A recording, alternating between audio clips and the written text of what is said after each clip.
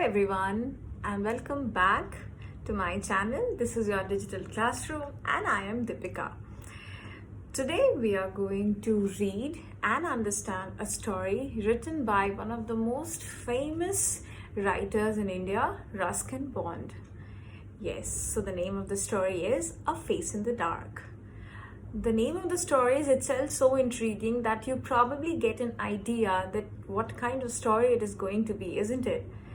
Here in the story, the two main elements are a face and dark, that is darkness, all right?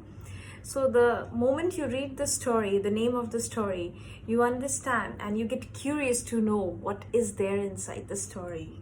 But before we understand and read the story, we need to know about the writer as well, isn't it? So Ruskin Bond, an Indian writer of British descent, is a prolific writer whose works are popular with adults and children. He's a famous writer. You can read his other writings too, like The Blue Umbrella, The Song of India, and you will get to know more about him. But in this story, Ruskin Bond makes skillful use of all the elements of a horror story. Fear, surprise, suspense, and mystery to explore humanity's collective fascination with the dark. Yes, you're going to see all these things playing in the story. So without delay, let us start reading the story. Mr. Oliver, an Anglo-Indian teacher, was returning to his school late one night on the outskirts of the hill station of Shimla. So we see that the story is based on Shimla, and we see that Mr. Oliver is an Anglo-Indian teacher who's teaching in one of the famous schools of Shimla. From before Kipling's time, the school had been run on English public school lines. That is, the school had been following the English curriculum from Kipling's time. Now, who's Kipling? Rudyard Kipling. He's again one of the most famous writers. You can go ahead and read 2-3 pieces written by him, out of curiosity, of course. And this school had been following the curriculum which was there from English public school lines, and the boys, most of them from wealthy Indian families. So we see that in this school, the boys who studied, they were mostly from wealthy Indian families. So there is a contrast between government schools and private schools in this particular line. All right. Then they wore blazers, caps and ties. We see that these children wore beautiful blazers, caps and ties. So this school has got particular dress code also for the children, and the children were known by the way they dressed. All right. Life magazine, it's a quite famous magazine, all right, in a feature of India, had once called it the Eton of the East. So Life magazine, once upon a time, had called this particular school Eton of the East. Eton, what is Eton? It is one of the prestigious institution in UK where it is a boys' school. Therefore, this particular school was also named as the Eton of the East. So imagine the popularity and the fame of the school where Mr. Oliver taught. Mr. Oliver had been teaching in the school for several years. So we see that Mr. Oliver had been teaching in the school from many years. Therefore, he is a senior teacher. All right. The Shimla Bazaar, with its cinemas and restaurants, was about 3 miles from the school. And Mr. Oliver, a bachelor, means he wasn't married, usually strolled into the town in the evening, returning after dark, when he would take a shortcut through the pine forest. So we see that it was a regular habit of Mr. Oliver that in the evening he used to come to the Shimla Bazaar, which was very vibrant with its cinemas and restaurants. It looked beautiful. He strolled into the market and later on he returned to his school, but he avoided the main road, which is why he took the shortcut through the pine forest. Pine forest, Ruskin Bond very beautifully is building the story. pine forest. You imagine pine forest, and automatically you will feel that something spooky is there, especially when it is dark. It's written over here clearly that he would return only after dark, that too through the shortcut, which was a forest, a pine forest. So slowly we see that Ruskin Bond is building the setting of the story and giving us hint that what might happen next. Then, when there was a strong wind, mark it. When there was a strong wind, the pine trees made sad, eerie sounds that kept most people to the main road. So there are two adjectives that Ruskin Bond is using: sad, eerie. What is eerie? Scary. So when there was a strong wind, the pine trees made sad, eerie sound. They made a sound, of course, there was sound, but Ruskin Bond describes the sound as sad and eerie, scary sound. But Mr. Oliver was not a nervous or imaginative man. Mr. Oliver was not a man who would get scared of anything. He did not imagine stupid things, or he would imagine somebody standing in the darkness and somebody is waiting for him to pounce on him. No, he did not imagine anything like that. He was a very courageous man, rather.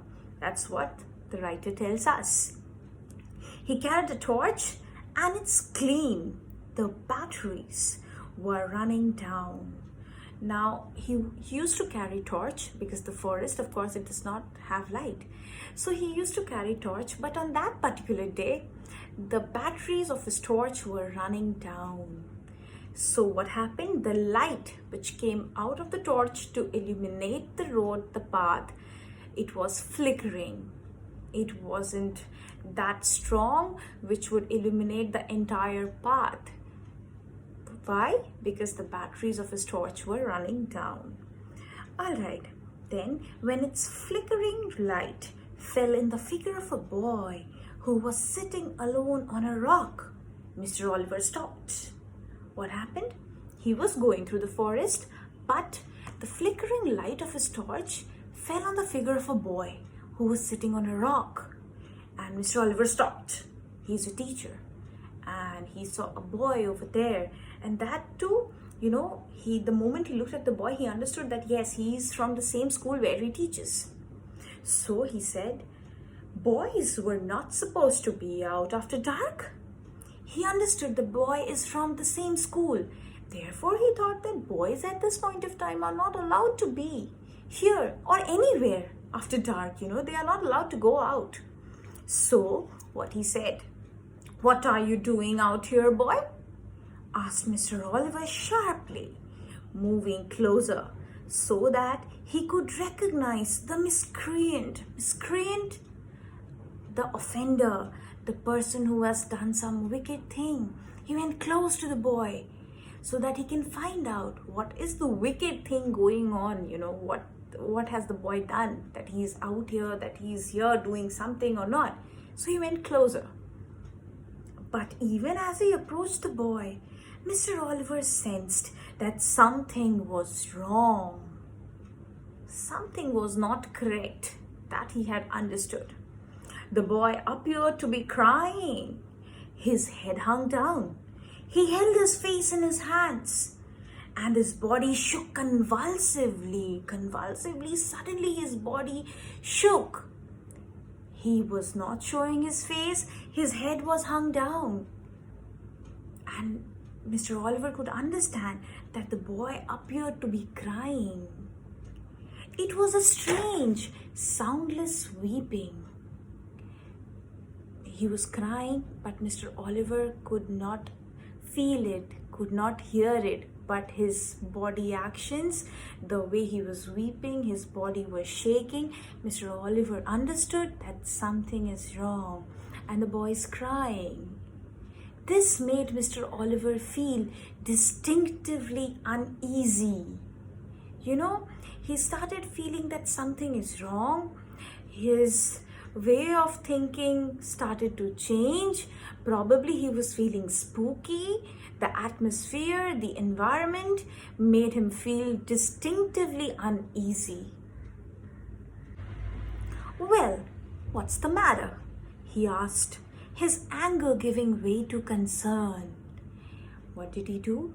He also had a heart, and these were little children. When he saw him crying, and when he himself felt very uneasy, his anger started giving way to concern. And he asked the boy, "What is the matter, boy? Why are you crying like this? What are you crying for?" The boy would not answer or look up. His body continued to be racked with silent sobbing. His body was completely pained, hurt by silent sobbing. His crying had no sound, which is why it is said silent sobbing. "Come on, boy, you shouldn't be out here at this hour. Tell me the trouble. Look up." The boy looked up. After Mr. Oliver saying so many times, the boy finally decided to look up. He took his hands from his face, looked up at his teacher. The light from Mr. Oliver's torch fell on the boy's face, if you could call it a face. It had no eyes, no nose, ears, or mouth. It was just a round, smooth head with a school cap on top of it. And that's where the story should end. But for Mr. Oliver, it did not end here. So finally, when the boy removed his hands from his face, Mr. Oliver saw that it is a face, but not a face, because it had no eyes, no ears, no mouth. So how can you call it a face? It was just a round, smooth face without any features, and there was a school cap on top of it. The story should end here, but for Mr. Oliver, it did not end here, unfortunately. The torch fell from his trembling hands. He turned and scrambled down the path, running blindly through the trees and calling for help. So the torch fell from his trembling hands. Now there's a contrast. In the very beginning, we learned that he is not an imaginative or a nervous man, but the falling of the torch from his trembling hands show us that he is also getting nervous here, looking at that sort of a face, which we cannot call a face at all. He scrambled down the path. Now in the forest, you don't see a proper path to walk on. There are trees, lots of trees. So he was going somehow zigzag. He scrambled down the path and he was looking desperately for help. He was still running towards the school buildings when he saw something.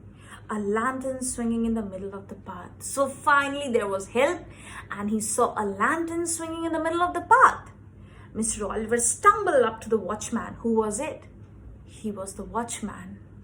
Mr. Oliver stopped at him and gasping for breath. He was unable to breathe because he was running so hard to save himself. "What is it, Sahib?" asked the watchman. "Has there been an accident? Why are you running?" The watchman asked. "What is it, Sahib? Has there been an accident that you are running in this way?" Mr. Oliver said, "I saw something horrible. A boy weeping in the forest, and he had no face." A boy was weeping in the forest, and he had no face. This is what was told by Mr. Oliver to the watchman.